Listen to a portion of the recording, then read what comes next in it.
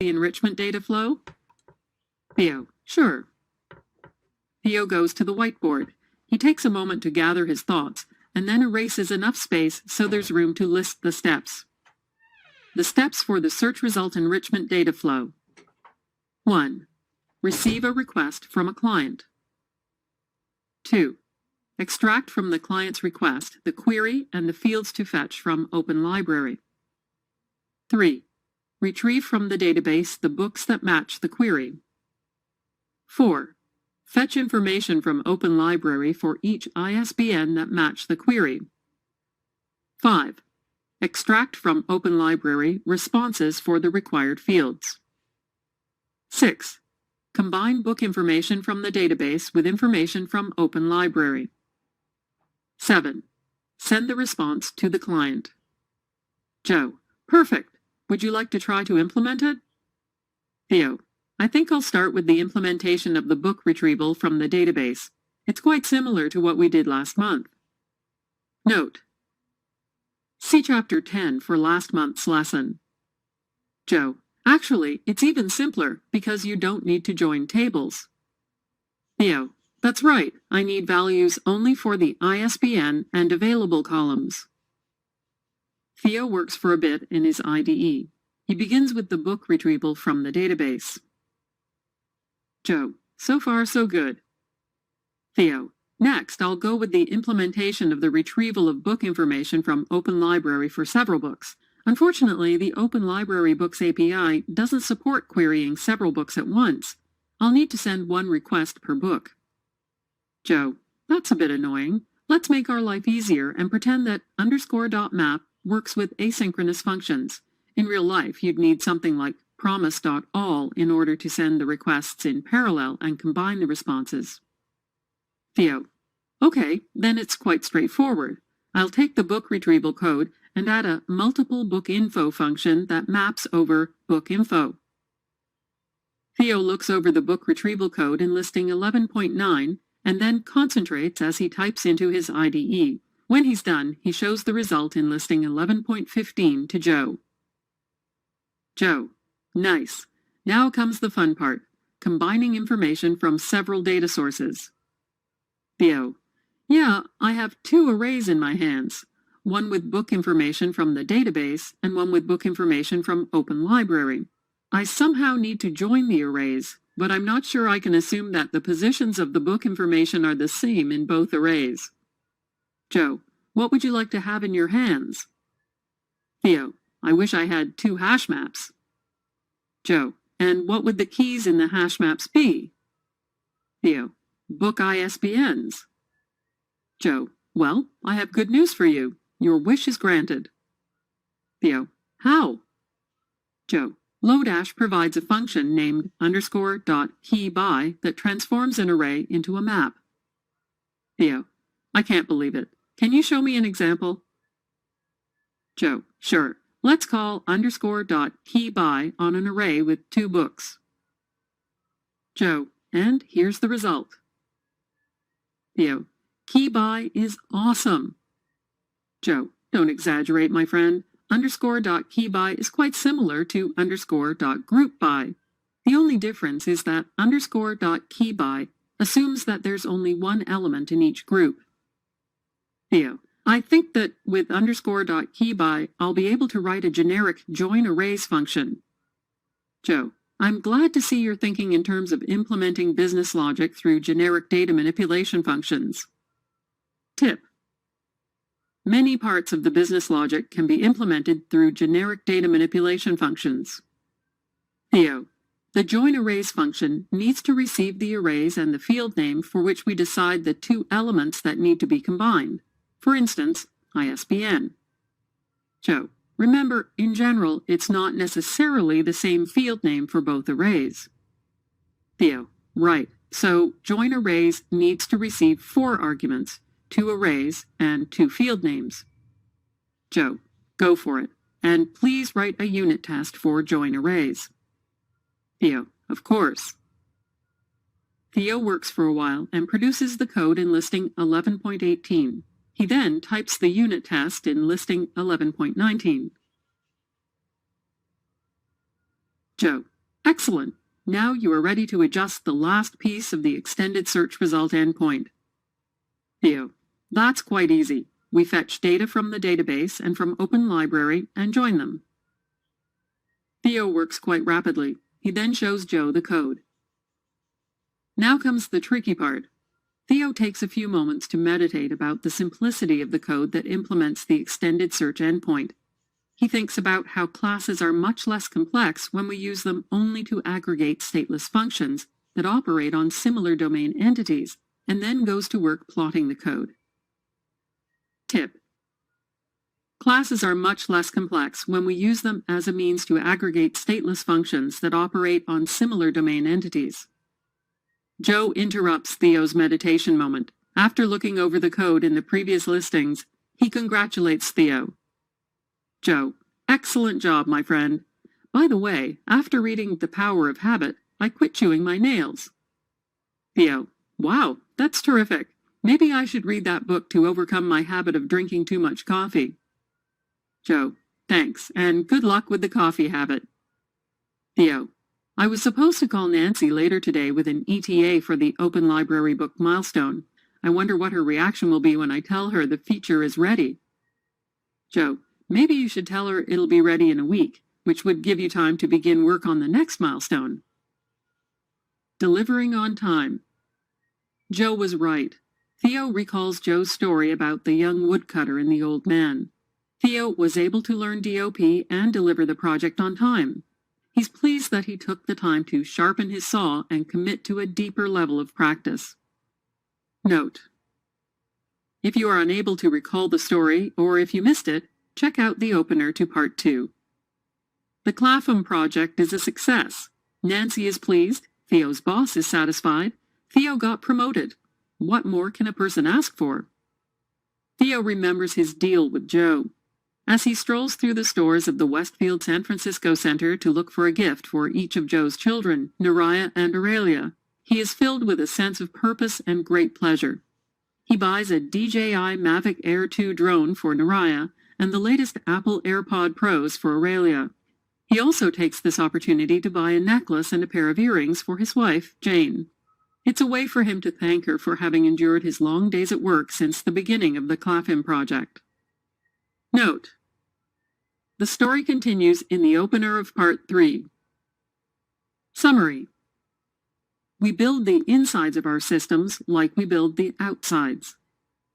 Components inside a program communicate via data that is represented as immutable data collections in the same way as components communicate via data over the wire.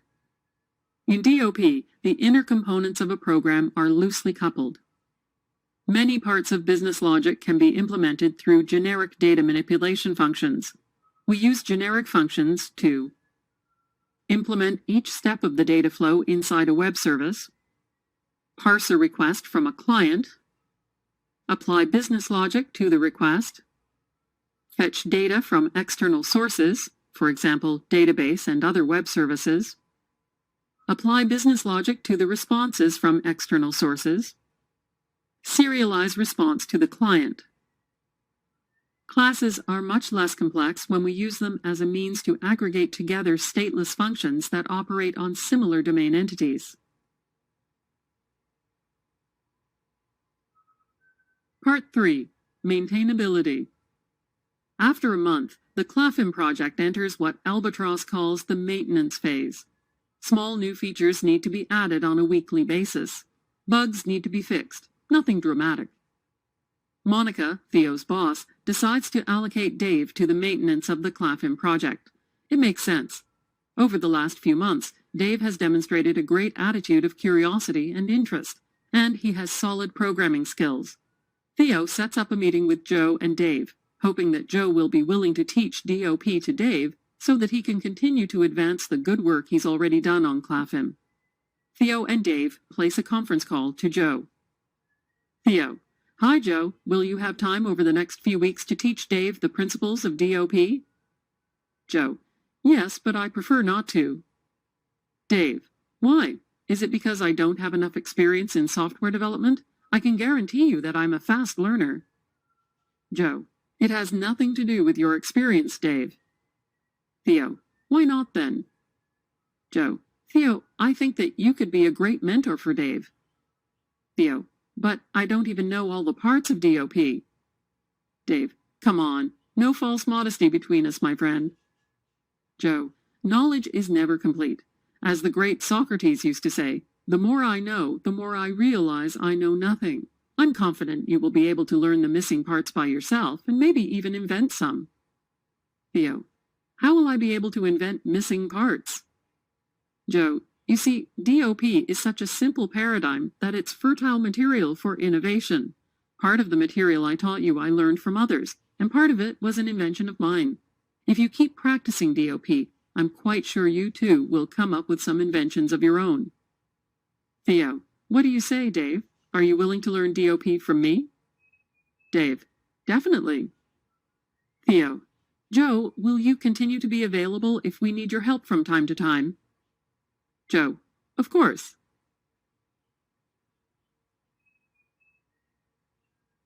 Chapter 12, Advanced Data Validation. A Self-Made Gift. This chapter covers validating function arguments, validating function return values, data validation beyond static types, automatic generation of data model diagrams, automatic generation of schema-based unit tests. As the size of a code base grows in a project that follows DOP principles, it becomes harder to manipulate functions that receive and return only generic data. It is hard to figure out the expected shape of the function arguments, and when we pass invalid data, we don't get meaningful errors. Until now, we have illustrated how to validate data at system boundaries. In this chapter, we will illustrate how to validate data when it flows inside the system by defining data schemas for function arguments and their return values. This allows us to make explicit the expected shape of function arguments, and it eases development. We gain some additional benefits from this endeavor, such as automatic generation of data model diagrams and schema-based unit tests. Section 12.1, Function Arguments Validation. Dave's first task is to implement a couple of new HTTP endpoints to download the catalog as a CSV file, search books by author, and rate the books. Once he is done with the tasks, Dave calls Theo for a code review. Note: the involvement of Dave in the Clapham project is explained in the opener for Part 3. Please take a moment to read the opener if you missed it. Theo, was it difficult to get your head around the DOP code? Dave, not so much. I read your notes of the meetings with Joe, and I must admit the code is quite simple to grasp. Theo, cool. Dave, but there is something that I can't get used to. Theo, what's that? Dave, I'm struggling with the fact that all the functions receive and return generic data. In OOP, I know the expected shape of the arguments for each and every function. Theo, did you validate data at system boundaries like I've done? Dave, absolutely. I defined a data schema for every additional user request, database query, and external service response. Theo, nice. Dave, indeed, when the system runs in production, it works well.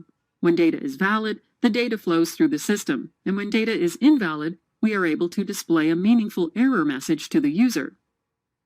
Theo, what's the problem then? Dave, the problem is that during development, it's hard to figure out the expected shape of the function arguments, and when I pass invalid data by mistake, I don't get clear error messages. Theo, I see. I remember that when Joe showed me how to validate data at system boundaries, I raised this concern about the development phase. Joe told me then that we validate data as it flows inside the system exactly like we validate data at system boundaries. We separate between data schema and data representation. Dave, are we going to use JSON schema also? Theo, yes. Dave, cool. I like JSON schema.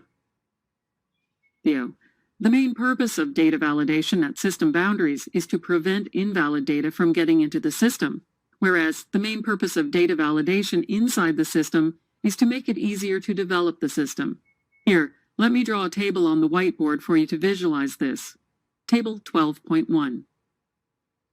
Dave, by making it easier to develop the system, do you mean to help the developers understand the expected shape of function arguments, as in OOP? Theo, exactly. Dave, but I'm impatient.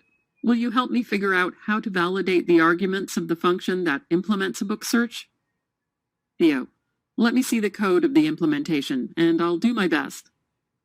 Dave, we have two implementations of a book search, one where library data lives in memory from the prototype phase, and one where library data lives in the database. Theo, I think that the schema for library data in memory is going to be more interesting than the schema for library data in the database, as the book search function receives catalog data in addition to the query. Dave, when you say more interesting data schema, you mean more difficult to write? Theo, more difficult to write, but it's also more insightful. Dave, then let's go with library data in memory. The code for catalog.searchBooksByTitle from the prototype phase would look like this. Dave pulls up some code on his laptop. He shows it to Theo.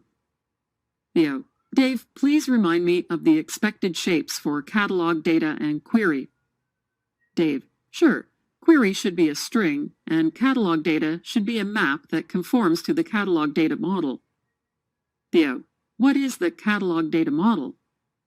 Dave, let me see. I have seen a diagram of it somewhere.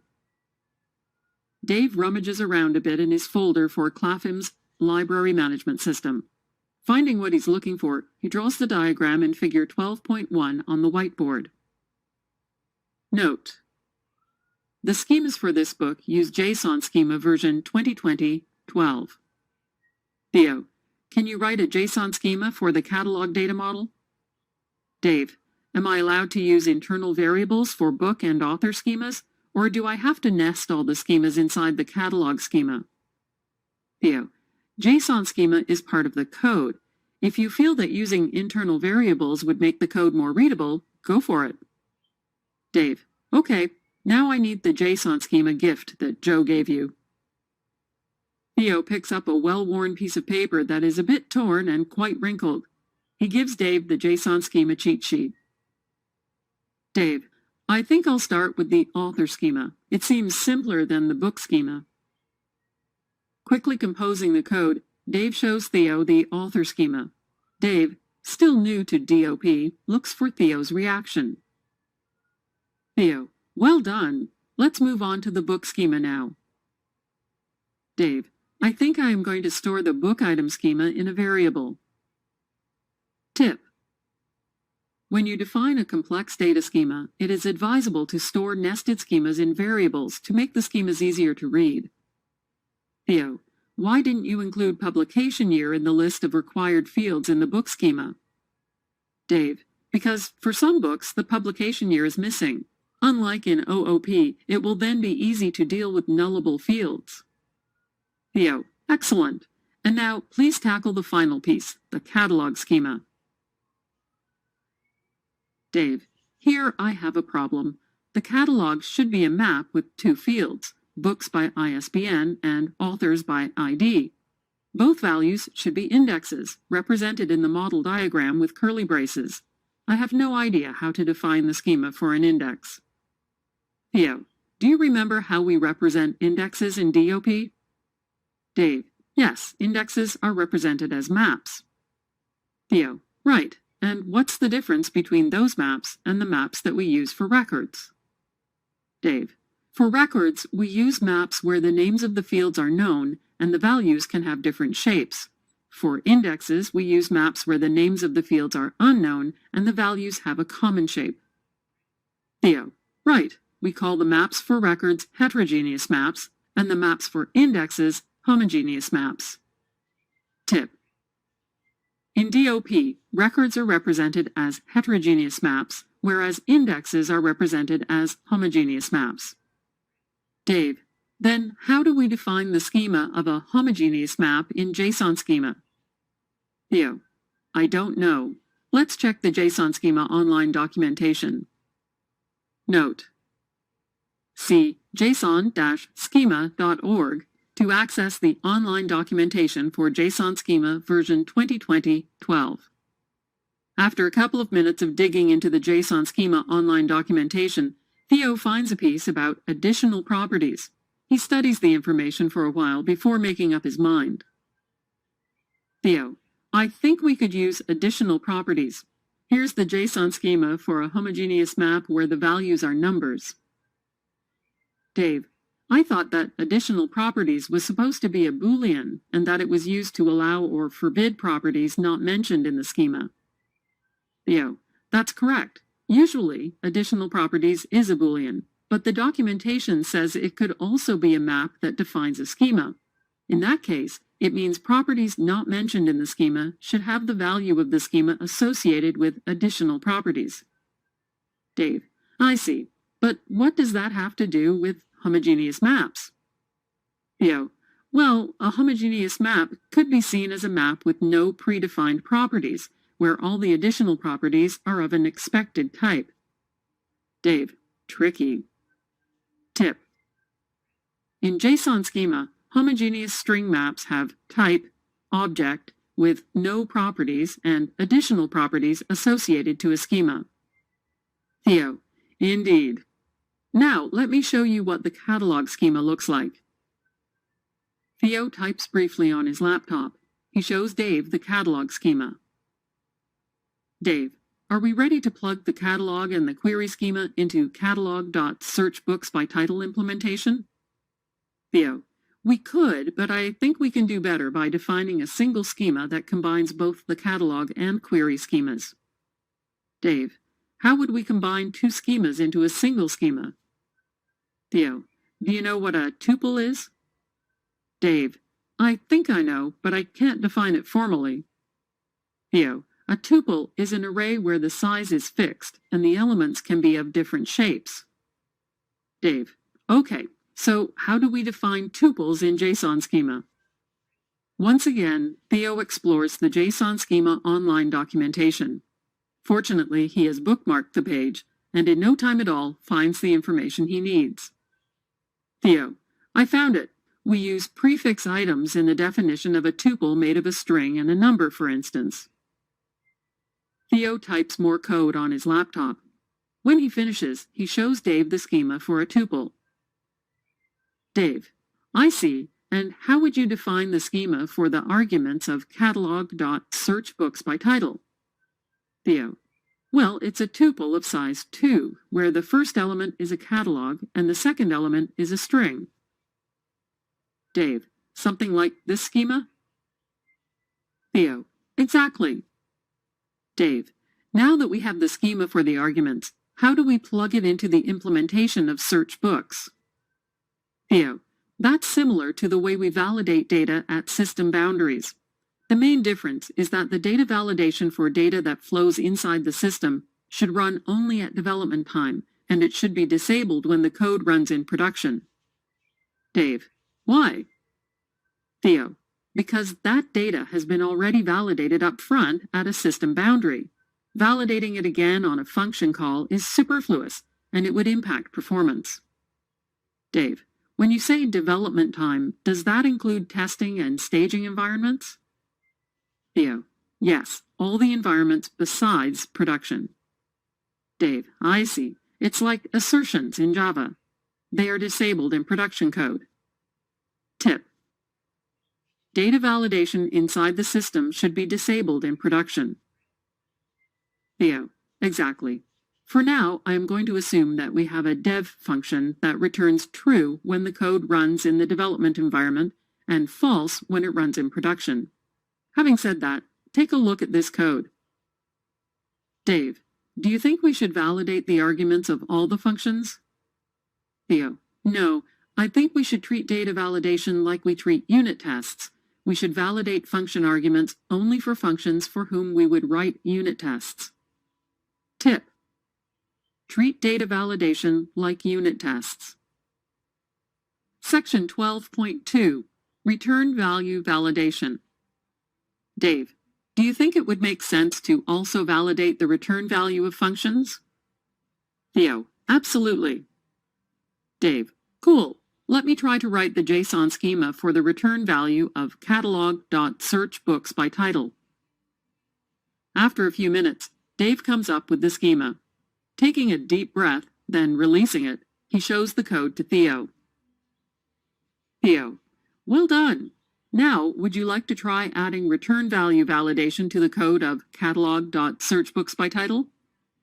Dave: sure. Dave works for a bit in his IDE. A bit more confident this time, he shows the result to Theo. Theo: excellent! Now we need to figure out how to deal with advanced data validation. Section 12.3, Advanced Data Validation. Dave: what do you mean by advanced data validation? Theo: I mean going beyond static types. Dave: could you give me an example? Theo: sure. Take, for instance, the publication year of a book. It's an integer, but what else could you say about this number? Dave: it has to be positive. It would say it's a positive integer. Theo: come on, Dave. Be courageous. Go beyond types. Dave: I don't know. I would say it's a number that should be higher than 1900. I don't think it makes sense to have a book that is published before 1900. Theo: exactly. And what about the higher limit?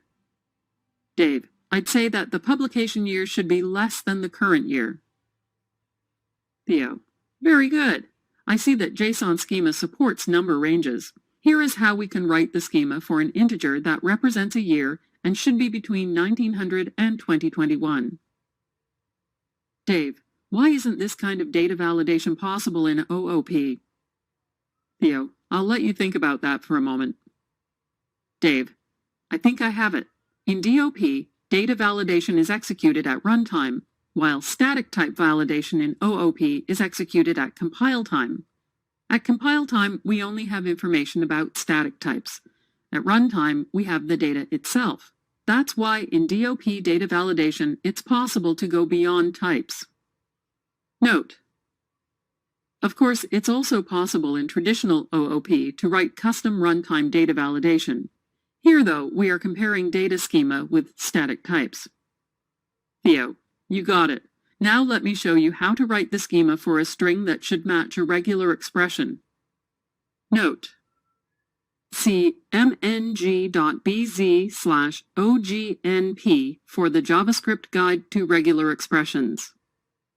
Theo: let's take, for example, the book ID. I am assuming it must be a UUID. Dave: right. Theo: can you write the regular expression for a valid UUID? Dave Googles UUID regex and finds something he thinks just might work. He shows the regular expression to Theo. Dave: now, how do we plug a regular expression into a JSON schema? Theo: while you were looking for the UUID regular expression, I read about the pattern field. Here's how we can plug the UUID regular expression into a JSON schema. Dave: nice! Let me improve the catalog schema and refine the schema for purchase date, ISBN, lib ID, and author ID with regular expressions. Theo: before you do that, though, let me tell you something I read about regular expressions. Some of them are predefined. For example, there is a predefined regular expression for dates. Dave: how does it work? Theo: with the help of the format field. Note: according to JSON schema specification, format is just for annotation and doesn't affect validation. But in practice, JSON schema validation libraries use format also for validation. Theo moves to his laptop. He inputs the schema for a date and shows it to Dave. Tip: in DOP, data validation goes beyond static types, for example, number ranges, regular expressions, and so on. Dave: very cool. Do I have all the information I need in order to refine the catalog schema? Theo: yes, go for it. It takes Dave a bit of time to write the regular expressions for ISBN, author ID, and lib ID. But with the help of Google, again, and a bit of simplification, Dave comes up with the schema in listings 12.16 and 12.17. Section 12.4, automatic generation of data model diagrams. Before going home, Theo phones Joe to tell him about how he and Dave use data validation inside the system. Joe tells Theo that that's exactly how he recommends doing it, and suggests he come and visit Theo and Dave at the office tomorrow. He wants to show them some cool advanced stuff related to data validation. The next day, with coffee in hand, Joe starts the discussion. Joe, are you guys starting to feel the power of data validation a la DOP? Dave, yes, it's a bit less convenient to validate a JSON schema than it is to write the class of function arguments, but this drawback is compensated by the fact that JSON schema supports conditions that go beyond static types. Theo, we also realize that we don't have to validate data for each and every function. Joe, correct. Now let me show you another cool thing that we can do with JSON schema. Dave, what's that? Joe, generate a data model diagram. Dave, wow, how does that work? Joe, there are tools that receive a JSON schema as input and produce a diagram in a data model format. Dave, what is a data model format? Joe, it's a format that allows you to define a data model in plain text. After that, you can generate an image from the text. My favorite data format is PlantUML. Note: for more on PlantUML, see plantuml.com. Dave, do you know of other tools that generate data model diagrams? Joe, I have used JSON Schema Viewer and Mali. Note: you can find information on the JSON Schema Viewer at navneethg.github.io/JSON Schema Viewer and on Mali at github.com/metosin/MALLI. Joe shows Dave and Theo the PlantUML diagram that Mali generated, listing 12.18, from the catalog schema in listings 12.16 and 12.17. Dave, is it possible to visualize this diagram? Joe, absolutely. Let me copy and paste the diagram text into the plain text online tool. Note: see planttext.com for more on the Plant Text online tool. Dave opens his web browser and types the URL for Plant Text. After copying and pasting the text, he steps aside so that Theo and Dave can view the diagram that looks like the image in figure 12.2. Dave, that's cool, but why are the diagram entities named Entity 1, Entity 2, and so on? Joe, because in JSON schema, there's no way to give a name to a schema. Mali has to auto-generate random names for you. Theo, also, I see that the extra information we have in the schema, like the number range for publication year and string regular expression for ISBN, is missing from the diagram. Joe, right. That extra information is not part of the data model. That's why it's not included in the generated data model diagram. Dave, anyway, it's very cool. Joe, if you guys like the data model generation feature, I'm sure you're going to like the next feature. Dave, what's it about? Joe, automatic generation of unit tests. Theo, wow, sounds exciting. Section 12.5, automatic generation of schema-based unit tests. Joe, once you've defined a data schema for function arguments and for its return value, it's quite simple to generate a unit test for this function. Dave, how? Joe, well, think about it. What's the essence of a unit test for a function? Dave, a unit test calls a function with some arguments and checks whether the function returns the expected value. Joe, exactly. Now let's adapt it to the context of data schema and DOP. Let's say you have a function with a schema for their arguments and for their return value. Dave, okay. Joe, here's the flow of a schema-based unit test. We call the function with random arguments that conform to the schema of the function arguments. Then we check whether the function returns a value that conforms to the schema of the return value. Here, let me diagram it.